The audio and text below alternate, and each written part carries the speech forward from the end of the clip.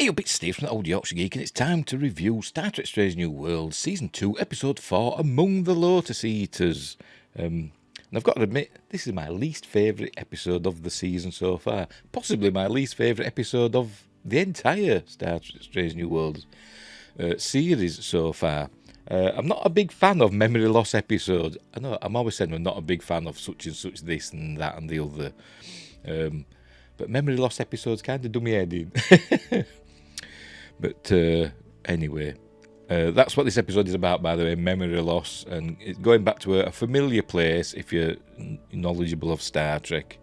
They're going back to Rigel 7, which we saw all the way back in the original pilot episode, The Cage.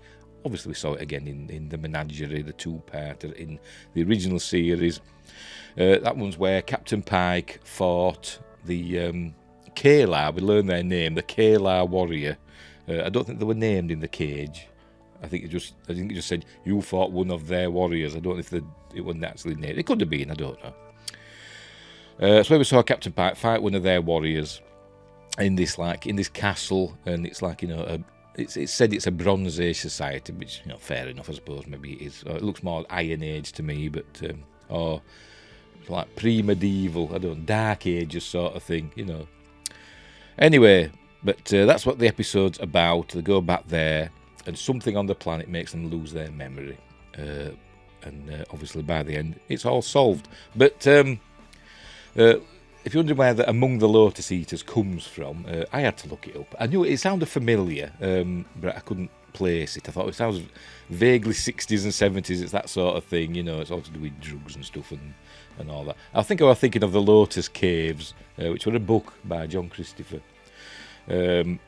But it comes from Homer's Odyssey, where the crew of a ship land on an island, and they're given lotuses to eat, I presume the flowers, and when they ate them, they didn't care about home. They just wanted to stay there, and it's become a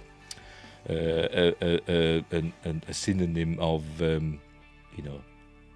not caring about what the outside world's doing, just living for pleasure and nothing else.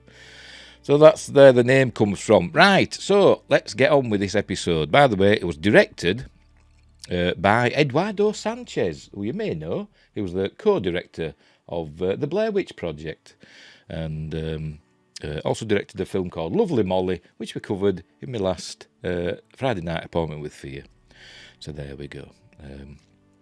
Right, written by, that don't sound right, does it? It says here, writers Gene Roddenberry, Akiva Goldsman, Alex Kurt. I think that's wrong. I'm looking at IMDb, by the way. Anyway, never mind. Right, let's get on with the episode. So let's get it up and go through it, and I'll tell you what I think about it. Right, where are we? So obviously we start off with the Star Trek Cinematic Universe logo. Is it going to work? Are we going to start? Is it behaving itself? Come on then. Come on then, you're going to do something. All right.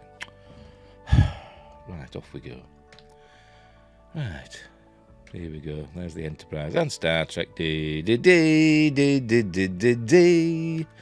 Right. Off we go. CBS Studios production. By the way, before we start, don't forget, like and subscribe, share the videos, drop a comment, hit the notification bell if you're subscribed already. I'm also on Rumble, Spotify, Amazon Music Podcasts and Google Podcasts. You can also find me on Facebook, Instagram and Twitter. Links for all that stuff's in the description. Right. We get a recap of Una's trial. Remember, Captain Battelle was in the prosecution side of Una's trial. Remember, she's an Illyrian, a genetically engineered Illyrian who lied on her Starfleet application about who she was because the Federation, for some reason, because of something that happened on Earth over a century earlier, the genetic engineering is banned. But anyway, obviously, Una won that trial. And then we learn about that Dr. Mbenga, however you want to pronounce it. It was originally pronounced Mbenga in the original series. Dr. McCoy said it. He said Mbenga. He didn't say Mbenga. But Captain Pike pronounces it Mbenga. But I'm going to go with Dr. McCoy's pronunciation. Anyway, we learn that he fought in the Klingon War. Actually, is maybe a doctor, but actually, is good at fighting, hand-to-hand combat. We learn about Erica being a great pilot. Erica Ortegas, Lieutenant Erica Ortegas. Right, so then do we get on with it? Do we get on with the episode? Right, yes, we start off. The Enterprise is helping out with the USS Cayuga, which is Captain Battel's ship, which also looks like a Constitution class. I thought there were only supposed to be 12, and I don't think the Cayuga was one of them, was it? Don't ask me to name them. I can't remember. Let's try it. Let's have a go, shall we? Right, Enterprise, Intrepid. Constitution, obviously. Constellation. What else was there? Defiant. Right, we're up to 5. 5, 7 more, bloody hell. There was the Congo with a K, wasn't there? What else? No, I can't remember. I think there was the Potemkin. I'm sure I saw it on a list. I think sure there was the Potemkin. What else? I'm only up to 7. Got to find another 5. Maybe the Cayuga's in there then. Maybe they weren't all mentioned. I'm sure there is a list somewhere of all the Constitution class ships that went out on 5-year missions. You know what? Solid. I'm going to look it up. I can always edit this bit out. I wave my arms so I know to edit. Hey, Star Trek 12 Constitution class names. There we go. Right, off we go. We've got them here. Oh, where are you? Where is it? Right, here we go. Right, are you ready? Obviously, the NCC 1700, the USS Constitution, the USS Constellation, which I mentioned, the USS Defiant, which you remember was in the Tholian Web and actually went into the Mirror Universe, didn't it? The USS Enterprise, USS Excalibur, the USS Exeter, the USS Farragut, the USS Hood, the USS Intrepid, the USS Lexington, the USS Potemkin, the USS Republic, and the USS Yorktown. So there we go. They're the Constitution class starships. But maybe that was just at the time of, the original series. Maybe the Cayuga gets destroyed or decommissioned at some point. I don't know. But unless it's not a Constitution class, it could be something else. It could be a variant, couldn't it? Anyway, where were we? So it's helping the Cayuga do something. I can't remember what. A binary system, or the pulsars, whatever. I don't know. But while the crew's occupied, obviously he's cooking. He's Captain Pie, because that's all he knows how to do, in his amazing quarters. It still baffles me, the inside of this ship. It's huge. Anyway, she arrives as Captain Battel. Has she got a first name? I'm going to find out. I want to know if she's got a first name. Does it say? No, it just says Captain Battel. I don't know her first name. Maybe that is a first name. Maybe she's only got one name. It's the 23rd century after all. Anyway, so here they go. She arrives and she's brought him a gift. They keep getting contacted by the bridge, and she keeps getting contacted by her ship, and they keep saying, unless it's an emergency, I don't want to know. Anyway, she's given him a little medallion which has some meaning. Don't ask me what it means, but it has some meaning. It's supposed to be like a St. Christopher, but from another planet. It's that sort of thing. It's supposed to guide lost sailors home. It's one of those medallions. Anyway, she gets contacted by an admiral, so she takes it in Pike's quarters, and this is where she's showing him the medallion. So they're all happy, and she's talking on the comlink, whatever you want to call it, to the admiral, and we learn that she's been passed over for a promotion. She was up for promotion to Commodore, and she's been passed over, and she's blaming the Vulcan, the judge advocate or whatever that we saw before, who was, the what they call it, bloody thingy, who was trying to get Una, something like, booted out of Starfleet. She's saying he's blaming her for that. So a very un-Vulcan thing to do, in my opinion, but that's what she's saying. So Pike's now thinking he's hurting her career now with them being in a relationship. he is hurting her career. So they basically break up. They go their separate ways after a bit of not exactly a row, but an exchange of words. So off she goes and leaves him by himself in her quarters. Then there's a meeting of the mission that they're going on. They're going back to Rigel 7, as I've said, which is where they went in the cage, which were 5 years earlier than this. So that can put us...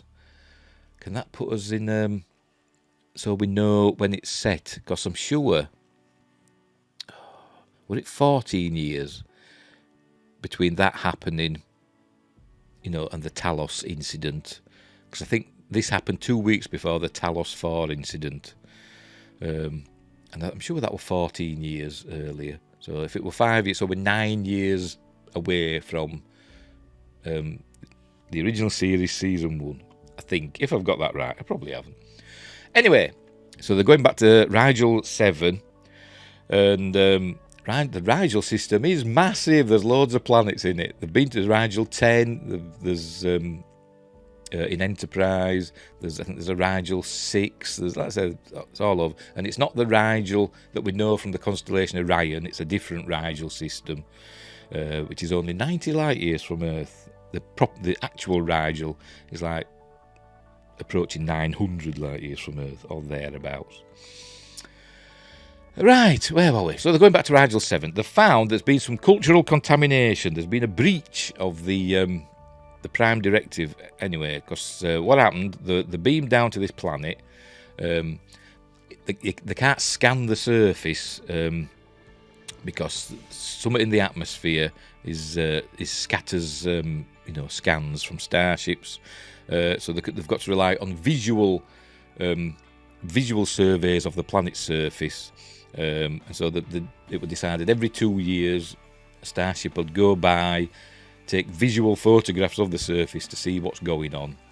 And they found something. But what happened 5 years ago? They beamed down, they got into a fight. We saw it, in the cage where he fought one of their warriors. And apparently there were three crew members died. I think we'll see a picture of them in a minute. But not there, because I've gone past it. So let's keep going.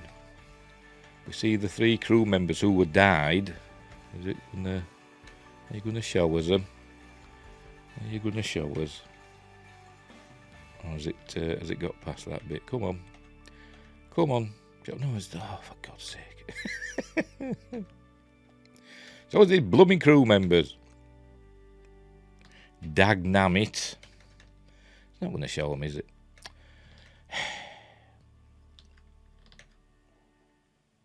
There we go. Oh, we got there in the end. So with the 3 crew members, they're deceased. M. Aberth, C. Plummer, Christopher Plummer, perchance, named after, I don't know. The late, great Christopher Plummer, who, if you remember, played General Chang in Star Trek 6, The Undiscovered Country. But I can't see what that says there. Oh, engineer, is an engineer. And M. Aberth was a science specialist. And then, there we go, pause it. Z Nagoyan. How do you pronounce it? Is it Nagoyan?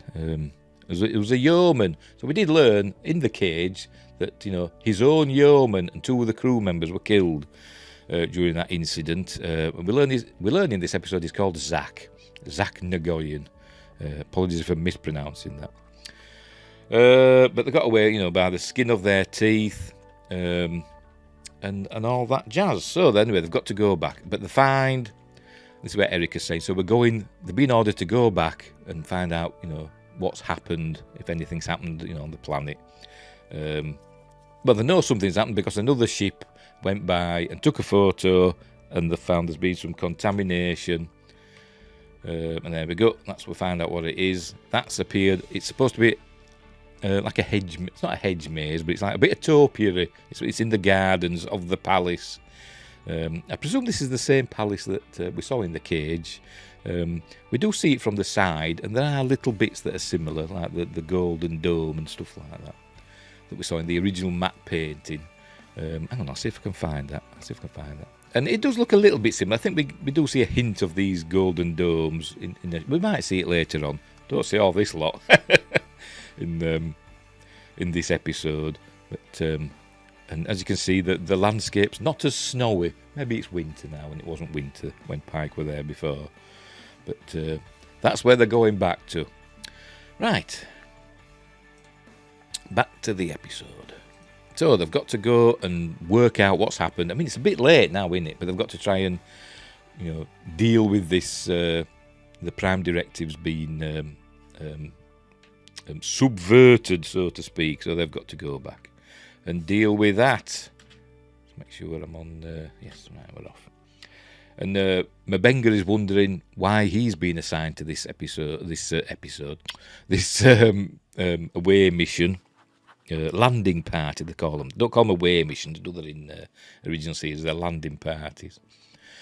And it's because because there may be trouble, and they might have to fight hand to hand, so they've got to deal with that, right? So they've got their orders, they've got to go. There he is holding the medallion he was given by Battelle. Obviously he's still smarting. And as they all file out, Una, the first officer, is wondering what's wrong with him. Says, Chris, there's something wrong with you. So he basically tells her that he's broken up with Battelle. So she's saying, you've done that thing you always do, you've pushed him away or whatever, you're blaming yourself and pushing him away. And I've just noticed he's got a saddle there. Is that Tango's saddle? Remember Tango from the cage? He thinks he's Picard, doesn't he? Every rider has their own saddle, which we learned from Picard in the episode Starship Mine. Anyway, so there we go. So anyway, so he's smarting over that, and she's consoling him somewhat. But then they're talking about what's going on here, and they've got to go in and deal with this. Can we see? Yes, we can just make it as a hint of those domes, isn't there? Those golden domes-ish. Right, then we get the opening credits, which are cool. I do enjoy watching them. Tap my feet. I love this. I love the theme to Strange New Worlds. I do. I think it's great. But I do think, I keep saying this every time I review these. I do think they are just going to go into the original series. I think they're going to redo it. The original series. I forgot his name now. Paul Wesley, whatever he's called, is going to take over as Captain Kirk, and they're just going to carry on. Perhaps remake some classic episodes. I don't think they're going to do it in its entirety, obviously, but I think that's what's going to happen. Because essentially, it is the Star Trek theme, but jazzed up a bit, isn't it? But anyway, what's happening there? What's going on there? Oh, actually, it's the Enterprise. Oh, I missed it. Right, off we go. And I do wish, I know I said this a lot as well, I wish they'd put the bloody episode titles on. When after the credits, when it comes on, it should have the episode title in quotes, like it should do on Star Trek.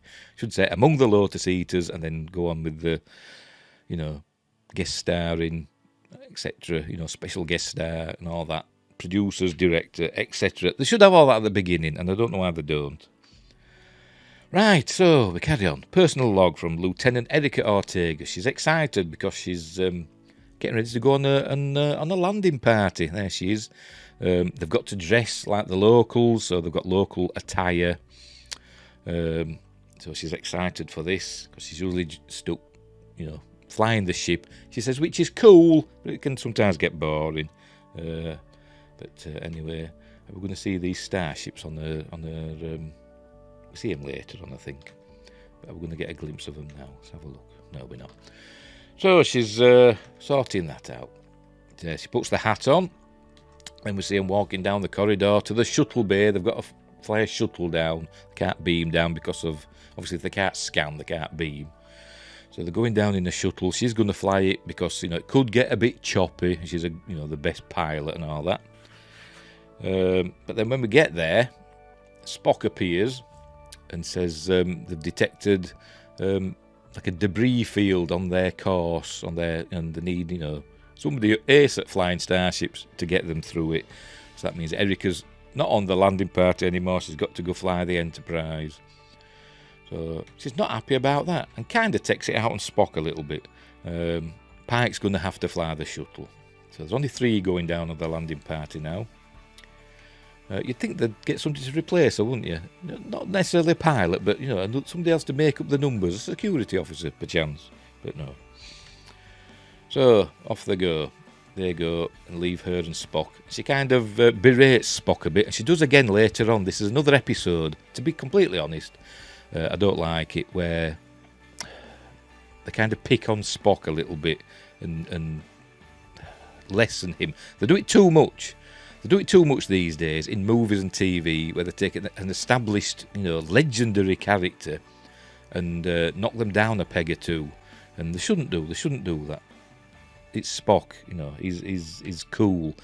And I've kind of stuck up a little bit for Strange New Worlds in this regard, suggesting that, this isn't the Spock we know from, the original series and the Star Trek movies, etc.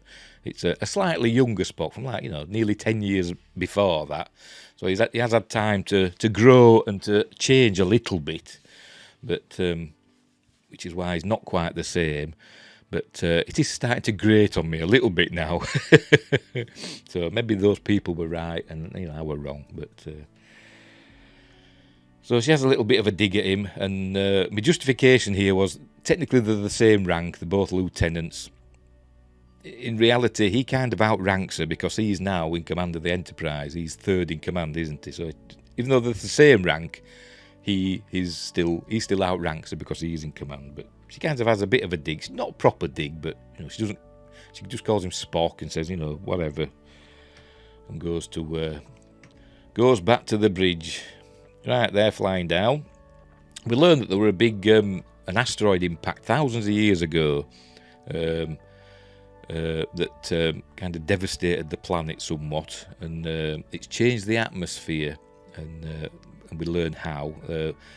At first I thought it was the remnants of the crater from this asteroid impact, but this is just a volcano that they were talking about with that steam vents coming out.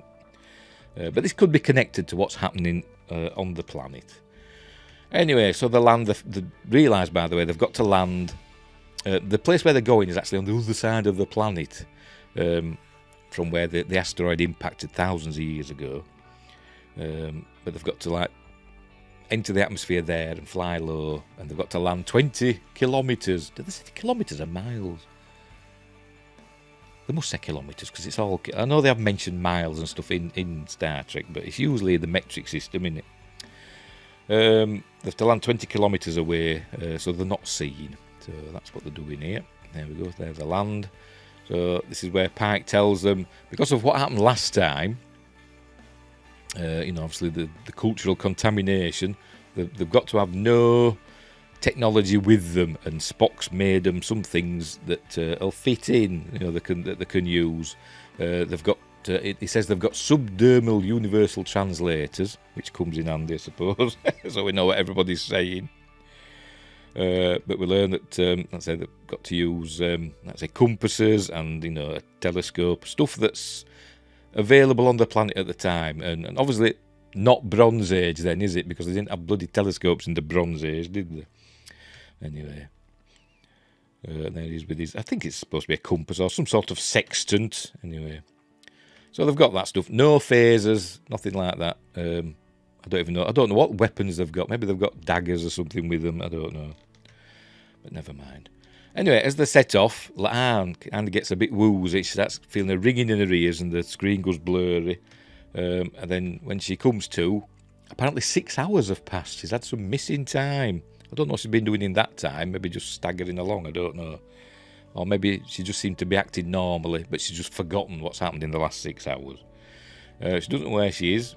They're nearly there anyway. They're nearly at their destination, and she doesn't understand.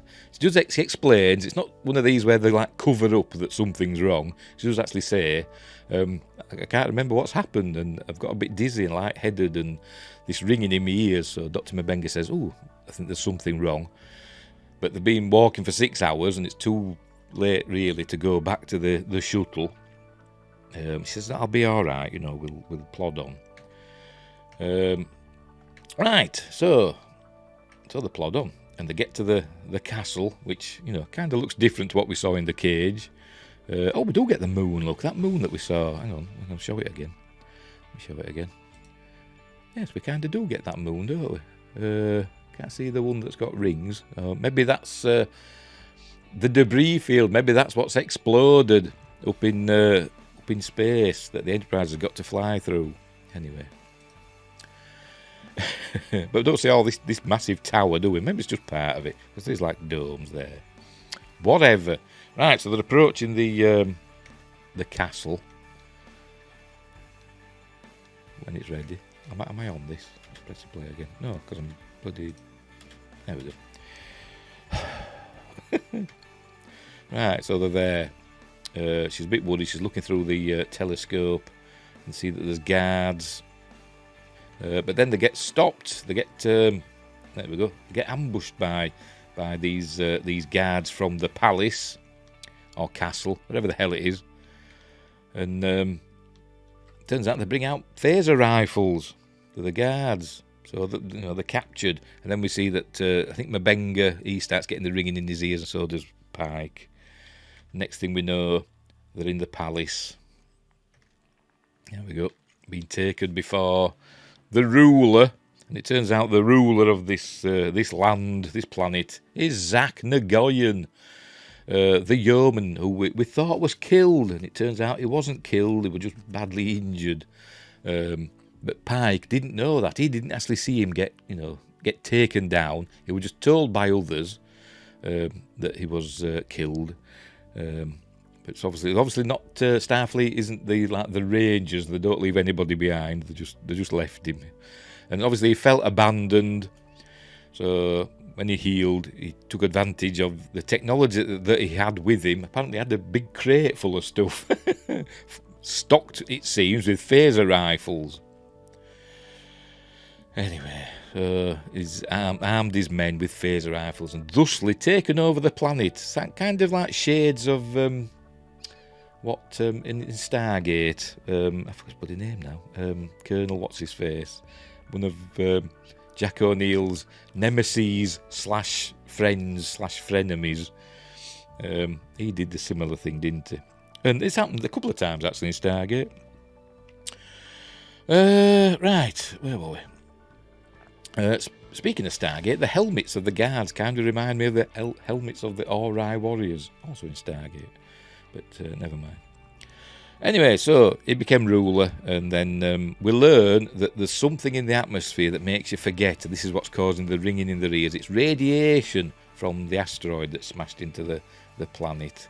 And it makes you forget, and gives you headaches and stuff, and makes you forget, and makes you scared. You get like phasers.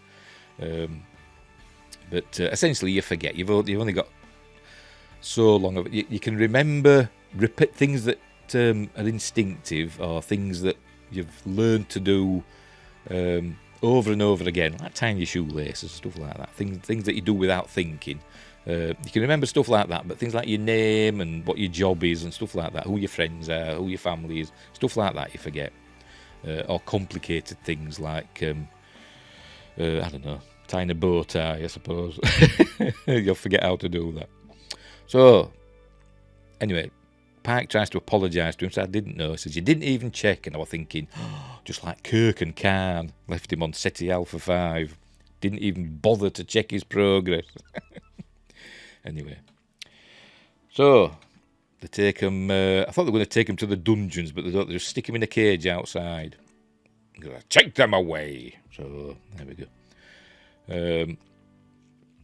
By the way, apparently Rigel 7 is very diverse, and they're not bothered about people of various ethnicities being around. It doesn't matter. Anyway, so there's all that. So anyway, he's gone a bit crazy as Zach. So that's also part of what's happened. But because he lives in the castle / palace, whatever, we learn later on it's made of an ore that shields those within from the effects of the forgetting. That's what it's called. That's what we learn it's called, the forgetting. So they're in the cage, and that she's knocked out, and they're actually going through it now. They're forgetting who they are. She can't remember who she is or who they are. And then a man appears. I'm sure he's got a name, but anyway. Before that, we go back up to the Enterprise, and we learn that Uhura, she starts hearing the ringing in her ears. and she's had some missing time. 2 hours have gone by. She was asked to do something. She can't remember if she did it, so they send her to sick bay. So it's happening up there in orbit as well. So that's a mystery in itself. So they send her to sick bay. Dishy chapel sees to her. Remember, Dr. Mabenga's down there on the planet. Don't they have any other doctors on the Enterprise now? There's just one doctor. Anyway, Nurse Chapel's in charge. They don't know what's up with her. And Nurse Chapel says, well, if it doesn't spread, we're fine. And then immediately we learn it is spreading. And loads of people are starting to suffer from memory loss. Right, back on the planet, this chap comes forward. He's called Luke. Not spelt Luke, but spelt differently, but he's called Luke. He explains to him about the forgetting and that they are the field Kalar.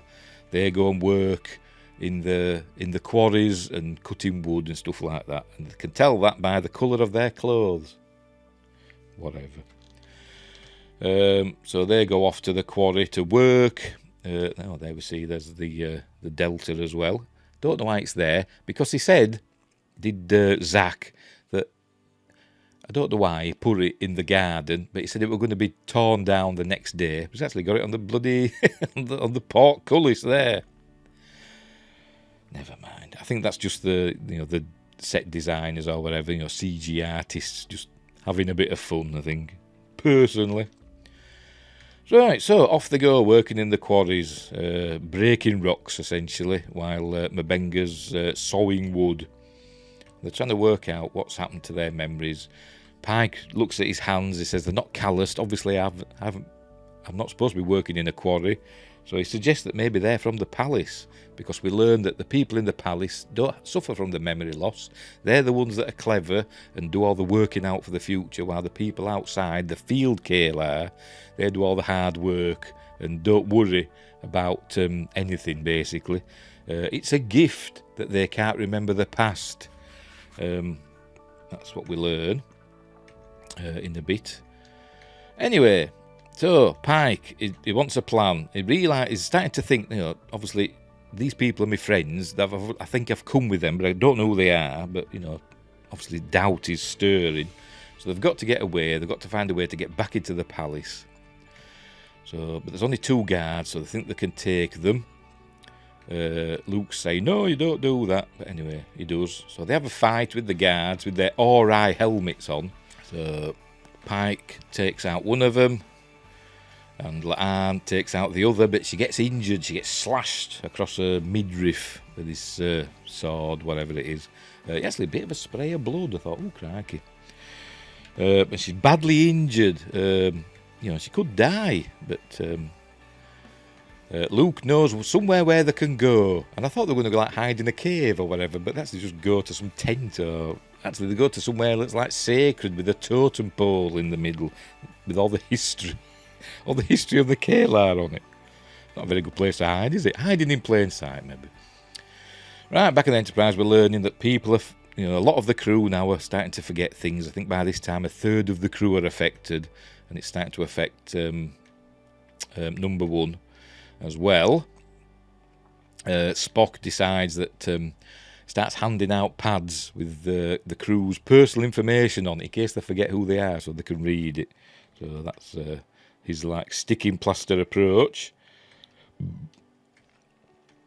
Right, so they've got to work it out. I think basically Spock takes over, and he decides that they should head for the debris, and that is, he says the materials in the debris should shield them from the radiation.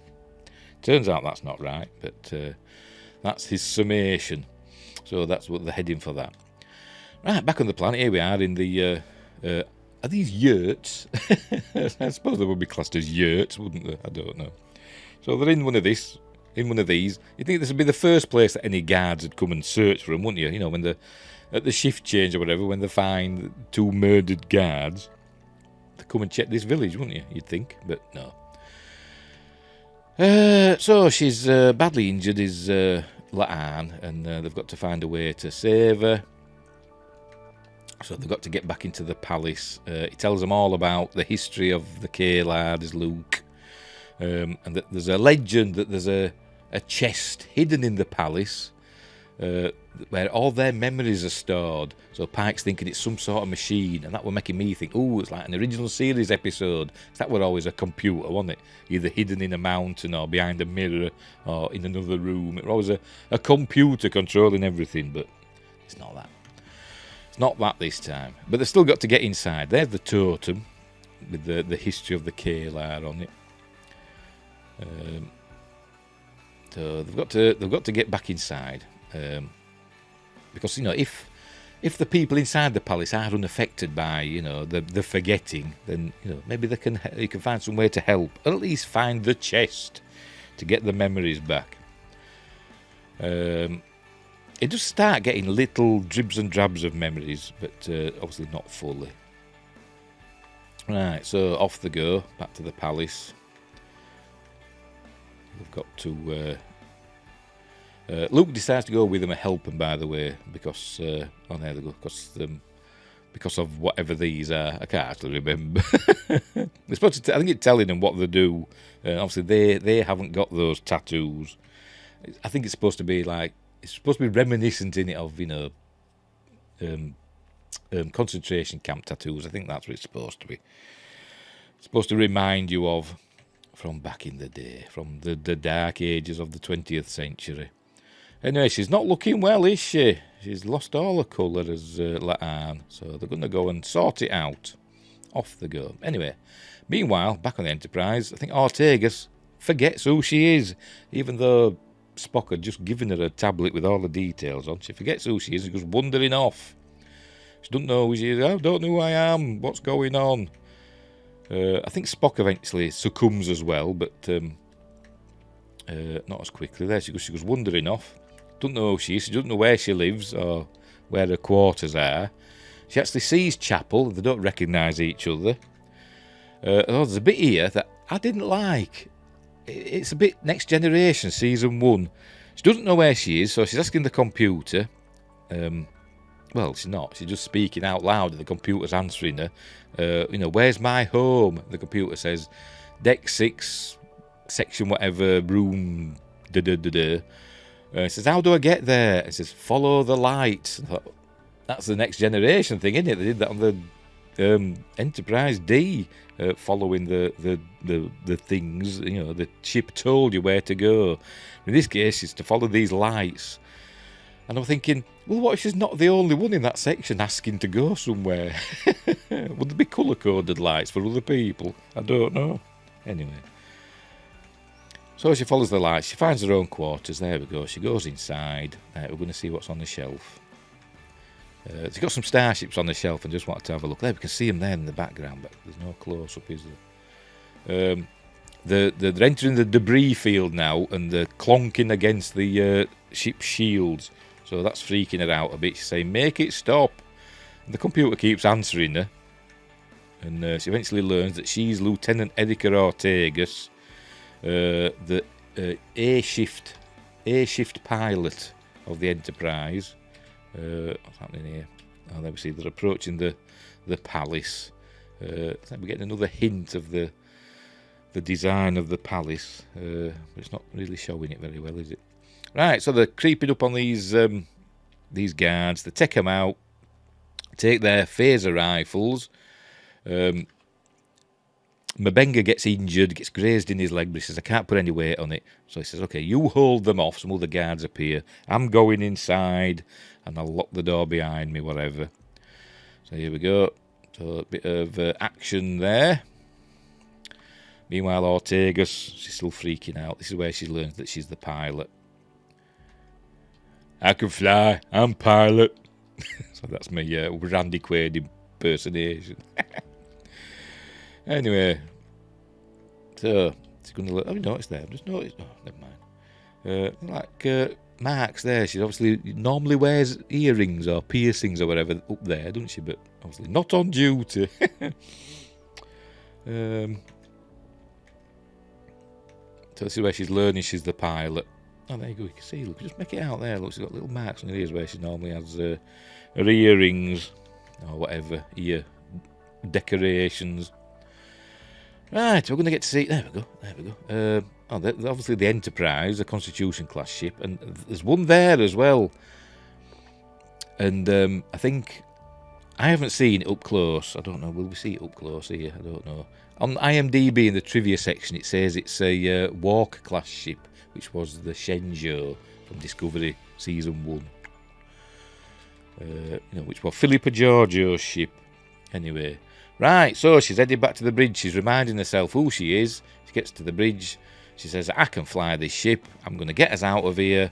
All that stuff. Spock doesn't seem to know what's going on. So they're going to fly through this debris field. Right. Meanwhile, Picard is... not Picard. Pike. It's similar, isn't it?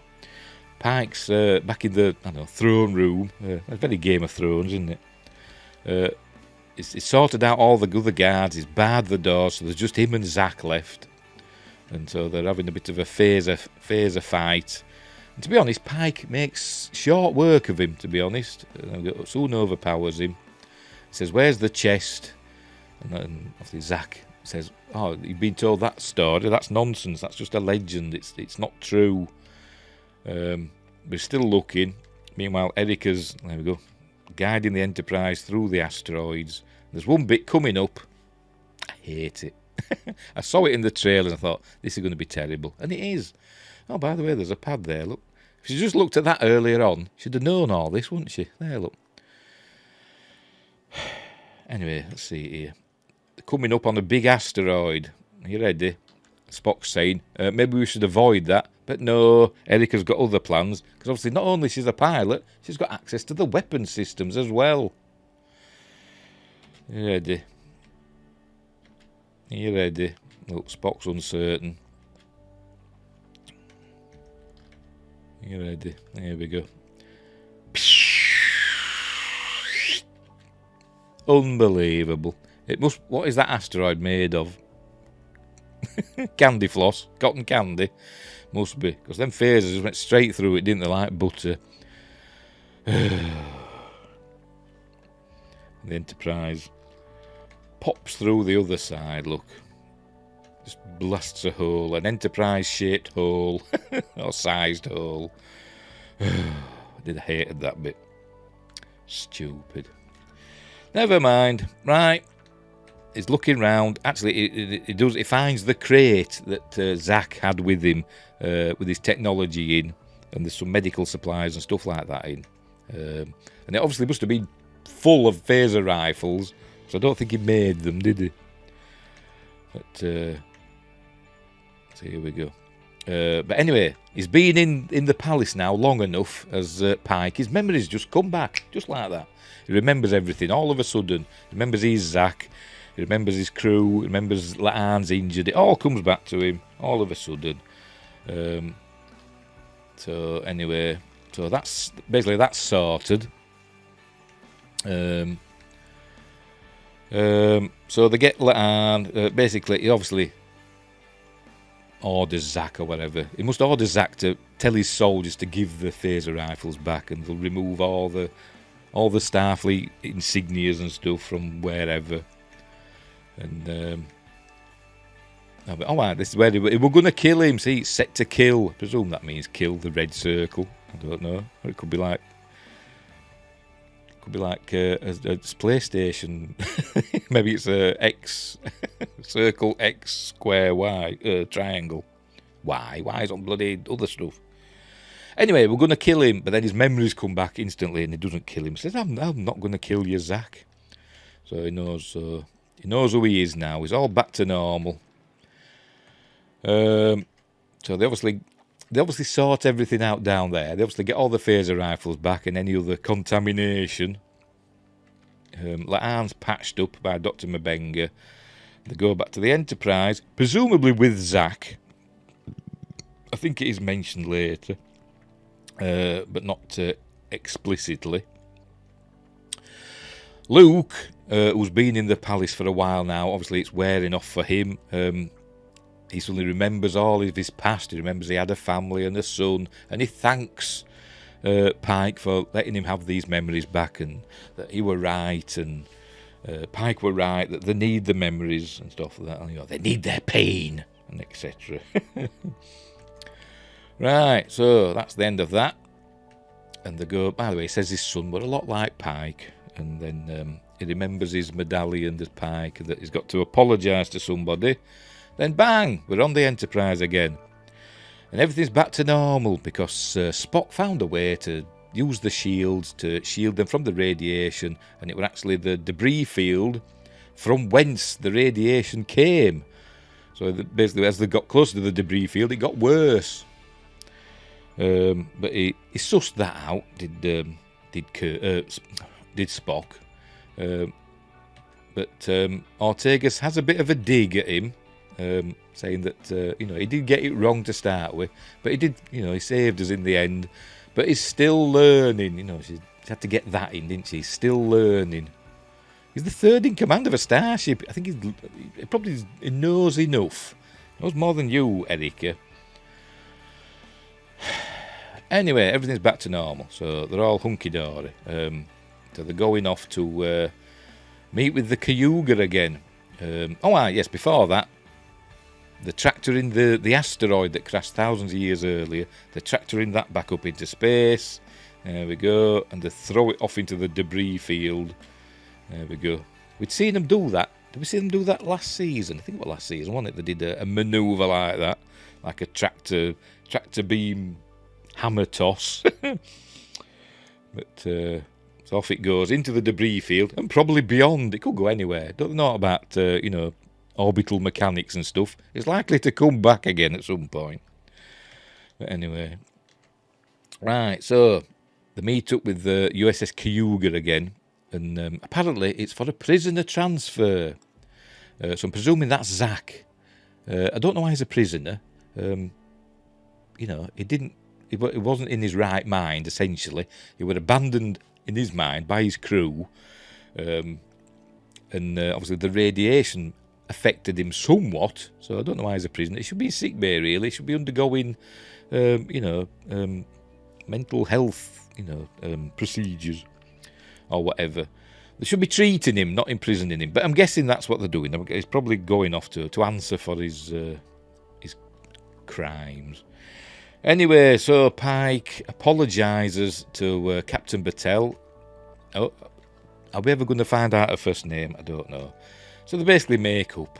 He does apologise, and she accepts his apology, but they're still going to go slow. She says, well, let's see what happens in the next 30 minutes. We all know what's going to happen in the next 30 minutes, don't we? Nudge, nudge, wink, wink. But and then I think that's it, I think. Yes, we pull back. We learn that the captain's quarters are on the front of the saucer section there, much like 10 forward. That's where the captain's quarters are, right at the front. Oh, God, I saw that. I just got a glimpse of that before I pressed the button. Let's go back again. Look at that bridge window. I bloody hate it. Board it up. Get some wood. Get some wood and board that up. We don't want bridge windows. So that's it. That's the end of the episode. There we go. That's the end of Among the Lotus Eaters. And while I didn't hate it, I haven't hated any of the. No, I'll leave that there, shall I? There we go. Well, I didn't hate it.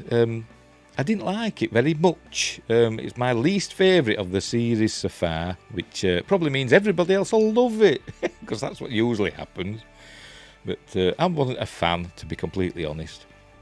I'm not a huge fan of what we got, like when the crew's stuck on another planet in some sort of prison. I don't like prison episodes. I don't like memory loss episodes. What do I like? I don't know, but I know what I like.